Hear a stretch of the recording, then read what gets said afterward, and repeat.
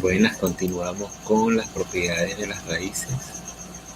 Ya hablamos de la definición de los números radicales, cómo es lo contrario a la potenciación y cómo muchas de las propiedades se parecen en un caso y en otro. Hablamos de los exponentes fraccionarios, ahora vamos a hablar de los radicales equivalentes. Son aquellos radicales cuyos valores numéricos son iguales. Yo los puedo ampliar o los puedo simplificar simplemente jugando con el índice de la raíz y el exponente de la cantidad subradical, multiplicando y dividiendo en cada caso en los dos números por un factor común. Vamos a verlo con un ejemplo. Tenemos raíz cúbica de x al cuadrado. Eso es lo mismo que decir raíz sexta de x a la 4. Si se fijan, la cantidad subradical la multipliqué por 2 y el índice, el exponente de la cantidad subradical también lo multipliqué por 2. ¿Por qué? Porque 2 tercios es igual a 4 sextos y así siguen. Si multiplican por 2 tanto la parte de arriba como la parte de abajo, verán que son fracciones equivalentes y su valor numérico será igual. Yo puedo multiplicar o puedo dividir según me convenga, para ampliar o para simplificar una sola raíz o una sola expresión.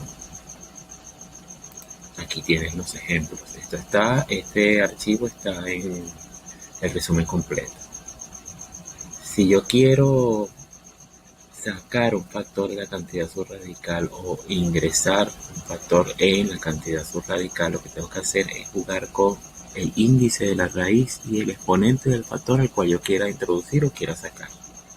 Por ejemplo, si yo quiero tomar un factor y lo quiero ingresar en la cantidad subradical, o quiero que esté dentro de la raíz, lo que voy a hacer es el exponente de ese factor lo voy a multiplicar por el índice de la raíz.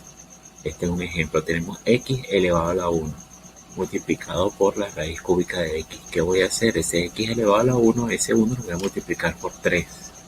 Y entonces entre la raíz tenemos x a la 3 multiplicado por el que ya estaba ahí, que es x. Luego aplicamos multiplicación de potencias de igual base, se deja la misma base, se suman los exponentes y ya tenemos el ejercicio resuelto. Lo mismo aquí, tengo un 2 elevado a la 1 y quiero ingresar a la raíz cúbica de 3. ¿Qué tengo que hacer? Ese 1 lo multiplico por el 3 y me va a quedar 2 al cubo multiplicado por 3.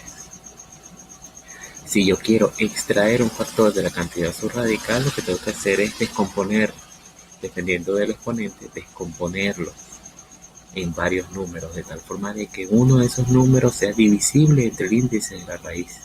Aquí, por ejemplo, tenemos x a la 13. X a la 13 es lo mismo que decir x a la 10 multiplicado por x a la 3. ¿Y qué va a hacer con ese x a la 10? Lo voy a sacar como ese 10 lo voy a dividir entre el 5 del índice de la raíz. 10 entre 5 me va a quedar igual a 2.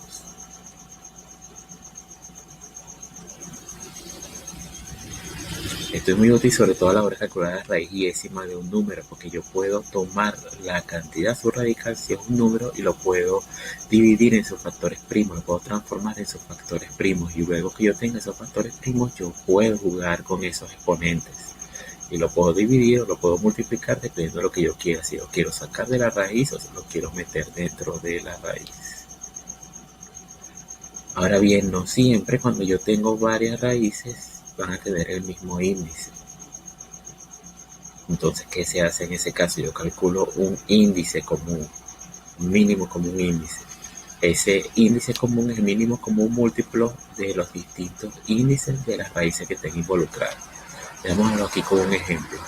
Tenemos raíz sexta de 2 y tenemos raíz décima de 10. Y yo quiero trabajarlo como si fueran una sola raíz. ¿Qué tengo que hacer? Hay un mínimo común múltiplo entre 6 y 10. Ese mínimo común múltiplo es 30. Y ustedes saben cómo se calcula. Lo descomponen en sus factores primos y buscan los comunes y no comunes con su mayor exponente. De eso hemos hablado bastante. Y también lo han visto desde primaria. Entonces, entre 6 y 10, el mínimo común múltiplo es 30.